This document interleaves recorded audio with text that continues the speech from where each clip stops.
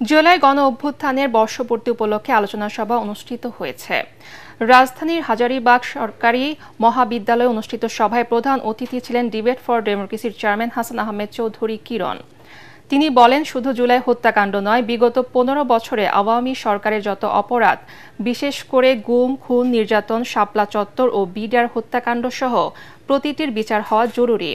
Debate for ডেমোক্রেসির chairman আরও বলেন, জুলাই অভ্যুত্থানে ছাত্র জনতা, শ্রমিক, রিকশা চালক সহ বিভিন্ন শ্রেণী পেশার মানুষের স্বতঃস্ফূর্ত অংশগ্রহণ ছিল।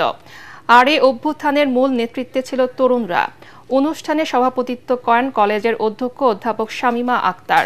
অন্যান্য বক্তাদের মধ্যে ছিলেন রসায়ন বিভাগের বিভাগীয় প্রধান মুন্সি হুমায়ুন কবির, কলেজ শিক্ষক পরিষদের সম্পাদক জনাব শাহানা বেগম সহ অন্যান্যরা।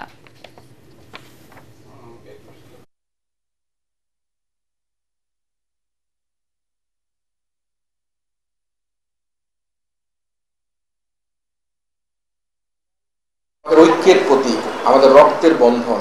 জুলাইয়ের চেতনা যদি বৃথা যায় তাহলে সরকার ব্যর্থ হবে, রাষ্ট্র ব্যর্থ হবে, রাজনৈতিক দলগুলো ব্যর্থ হবে, যারা ফ্যাসিস্ট বিরোধী আন্দোলন করেছে তারা সকলেই ব্যর্থ হবে। তাই জুলাইয়ের চেতনাকে কোনোভাবে ব্যর্থ হতে দেওয়া যাবে না।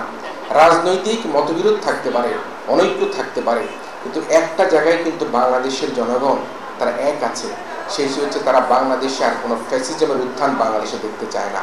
ফ্যাসিস্ট ফিরে আসুক বাংলাদেশে আর দেখতে চায় না। বাংলাদেশে যে তার কোনোভাবেই ফ্যাসিজমের জন্ম না হয় সেটি কিন্তু জুলাই অভ্যুত্থান আমাদেরকে শিখিয়ে দিয়ে গিয়েছে।